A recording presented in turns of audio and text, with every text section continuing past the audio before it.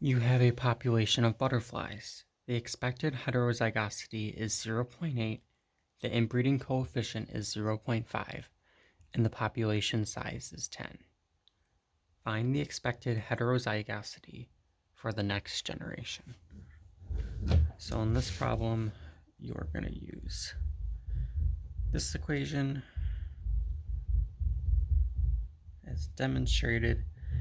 It's this one because it gives us the heterozygosity, the expected, or I guess I should say it takes into account current inbreeding and population size to give us heterozygosity, and that's exactly what the problem is asking.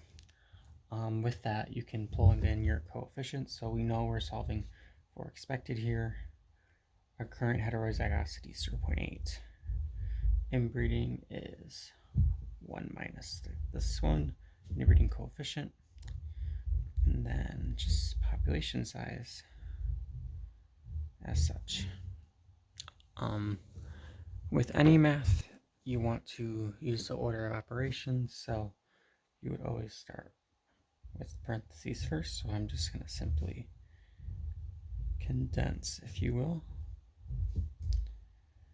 the problem. And if you can't obviously do some of the math, later on I can't do some of it, so I have to draw it out. You should always do that, but I kind of just know 2 times 10 is obviously 20. 1 over 20 is, if you get a 1 out of 20 on a test, that's 5%. So if you're subtracting 5% from 1 being 100, that would be a 95%. That's just how I remember it. You get this value, and then like I said, I don't really know what 0.95 times 0.5 is, so you could always just go off to the side and do it. 0, 0, 0, right? Drop a 0 because you're in the second set of numbers now. 5, 2, 9 times 5 is 45, 47, here, 0, and then that's 4. And then these are all zeros, so they don't. I'm just going to draw. I don't know if that's the correct number of zeros, but it doesn't matter because our last digit is 0. What does matter is we bring down our numbers that we have. We know there's 4 places to the right of the decimal points, as demonstrated here. So the decimal always starts there, and you're just going to move that given number, again, 4 because there's 4 here.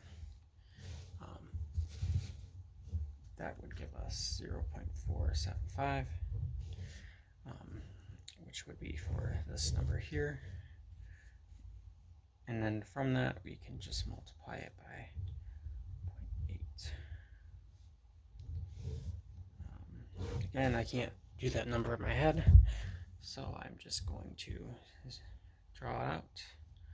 You know, these are all 0, right? It doesn't really matter how many I put. Also 0. Doesn't matter, but I'm going to do it anyways because it will matter once I get to this last number in a way. So 0 times 0, 0. This is the drop 0, sorry. 0 times 0, 0, 0, 0, 0. Third digits. This is why it matters, because you want to make sure you get the right number of zeros down here. 0, 0, 0. 3 more zeros plus 1 more. And we're finally here. 3 zeros there. 0, 0, 4. 8 times 7, 56, 60.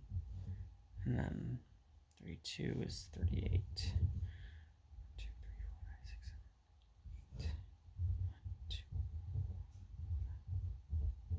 Kind of following the rules I did there. Again, because there's 8 digits in this case, and I made sure I followed my zeros in this one. It gives me the right number of zeros as you would go down, you know, because you start with 0, 1, 2, and then you added 3 there. That's why it's important to count the zeros in this case, because at the end, when you move over, you might be a decimal place too far or too off if you don't do it right.